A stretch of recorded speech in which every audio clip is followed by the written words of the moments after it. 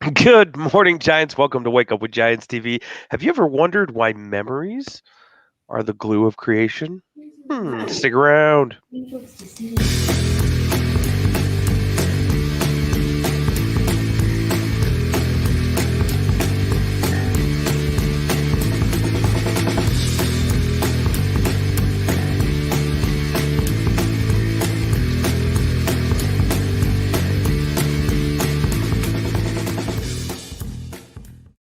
Hey, Alexa. My wife, it picked up. My wiretap is going crazy.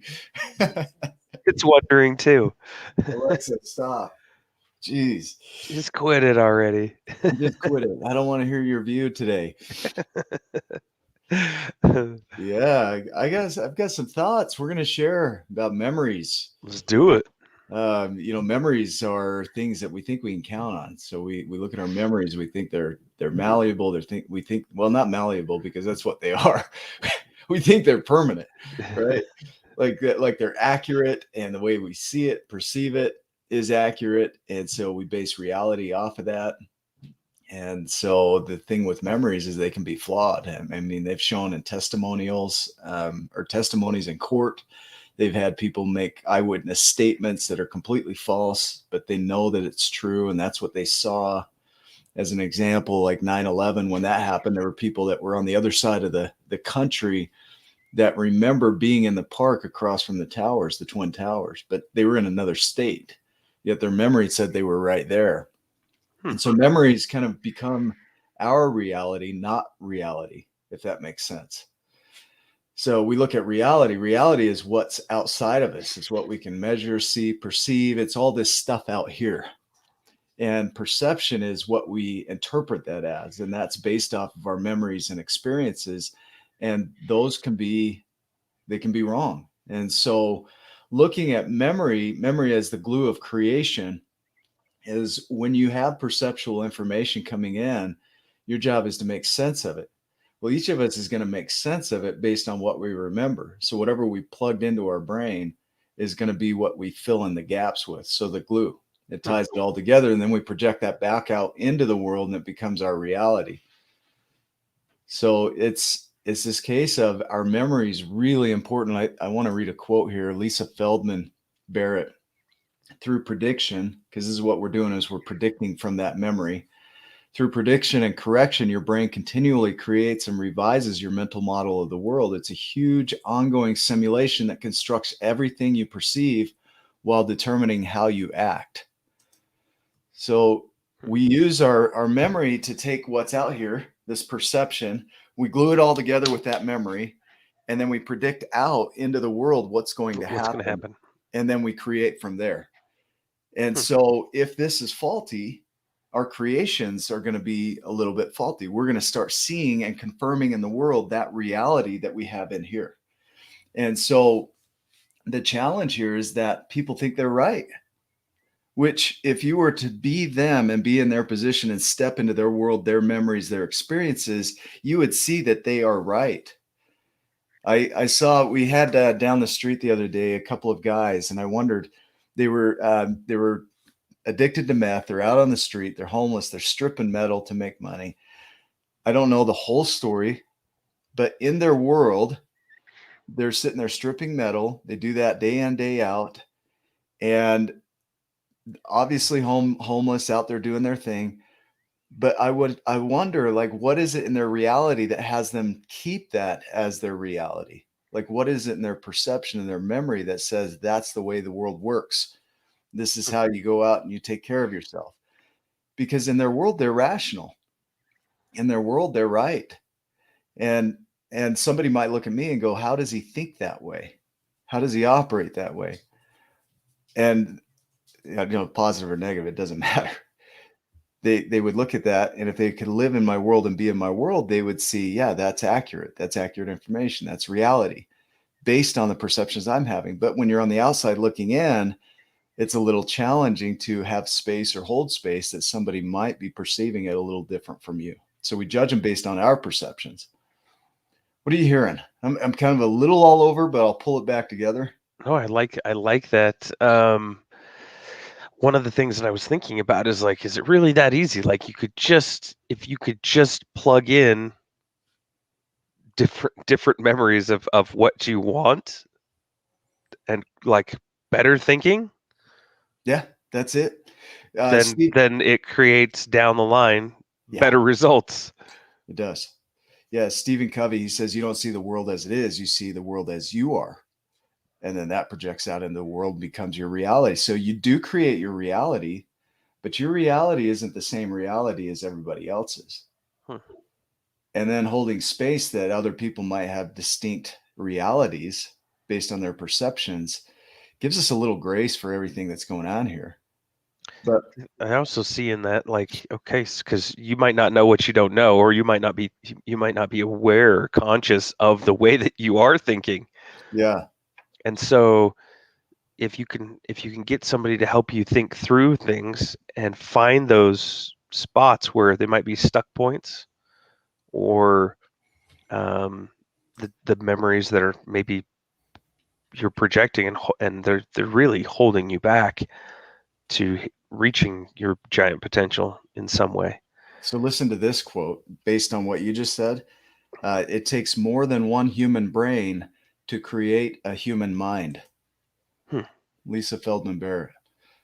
So we have mirror neurons. We have neurons that mirror what we see in others, and then they fire inside of us. And so we can witness something socially, a mentor, a coach, somebody can do something, and then we fire that in our brain. It becomes our reality in here, Hmm. our perception. So the human brain under development, you look at kids up until the age of 25, they're developing their brains, but they're doing that with the assistance of their protectors, their guardians, whoever that is, parents or whatnot. And Mm-hmm. so they're developing their brains based off of that person's way of being. So they start firing that programming until they develop their own. That becomes the foundation for everything in their life. And so your perceptions can change. You do create your reality, your things that you hold dear. So if you think about this, your memories that you hold dear, that you hold on to through life, those become your beliefs, right? A perception is how you mix those beliefs with what you see out here. Mm-hmm. So that's perception. The belief is what you hold on to, whether it's positive, whether it's useful or you're unuseful, with if it's serving you or not serving you, it's still a belief. And so your beliefs lay the foundation for your perceptions, and your perceptions lay the foundation for your actions and words and creations and predictions, because that's what you're doing. And so when you're making your predictions from faulty information, you're going to have this foundation of beliefs that say that that's the way the world works. And then you operate from that way. And then you create that in your reality, and it's confirmed, and it feeds back into that loop where now it confirms your belief and your perceptions. And then it just, you stay stuck in that loop of what is. Mm-hmm. So like you're saying, yeah, the way to change it is to change what you're storing in your memory. So be open to if you want the change, be open to um, the the change of belief. Yeah. So, Yeah. What you hold on to. Like a belief is literally what you hold dear. So, I mean, it's a series of, or a collection of memories that you're holding on to as truths, hmm. as holding on to as important. I know, like Yeah. I know the like when I first started out in married life, making a six-figure income was like so far out there Yeah. that I just couldn't see that far, right? That was something that my even my dad, it took him a while to get to that level, like at that success level in business. Right. As I inched closer and saw other people doing it and how they did it, my beliefs changed. And then once I did it, then it was like, oh, yeah, I can do that. Yeah. And now, like, you know, It would just be hard to go just yeah, backward, right? yeah, under that now is like, like Yeah. it's different. It's I'm like, oh well, I can do more than that. So, So, and then yeah. then there's new belief levels, and so then I surround myself with people inside of that. It doesn't have to just be money, for everyone out there that's listening. But this is just an example of an area. But I can look at that and go, okay, well, what's my next my next goal? Is it 200, 250, 300, 350, 400, half a million, a million? Whatever that is for you, you can, surround yourself with people that have already done it, and then they can teach you a new belief system and how to get there and start You're replacing that. I was thinking about it yesterday. Like imagine you go to a carnival and they have all these games and you have these odds of winning certain things. And they say, "Hey, do you want to play?" And you kind of turn them away like, "Ah, no, you never win those things, right? Nobody ever wins." Becomes the foundation, the belief, and so you make a judgment, a prediction that I'm not going to win the game, so why even try? So we opt out before even giving it a shot. And in our life, we do the same thing. We think, well, why would I even try that? Because my perceptions and beliefs say that my odds of being successful in that thing are pretty slim. So why would I even do it? And so we don't do it. And so we hold on to these beliefs and perceptions as though they're true and then make predictions from there and then operate our life from those predictions. And they're limited by what we put in. They're limited by our experience. So when you're with a mentor who shows you how to do it and those mirror neurons start firing and you start to see for yourself, oh, wow, this is possible for me. And then you test that in the world and you make predictions based on what you're seeing in them, that faith in them, because whatever you believe that they have that power to do it. So maybe if you work with them, you can do it. And then you operate from there and then you create that in your world and it creates this memory of, hey, remember when you did that? So when that experience comes up again and you do it again and you draw from those memories and you glue them together with that belief, then you go out and predict and do it again. Then you confirm it. You put in a new loop. So there's no limit to human capacity. We could be literally any person in the world. We have the ability to be a Mother Teresa or a Hitler. Philip Zimbardo talks about that in his work. We have the ability to be those people that we oppose.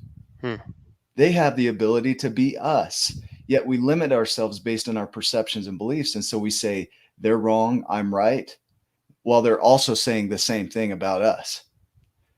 And so opening up to the possibility that there's more than one reality, and that reality is distinct from your reality.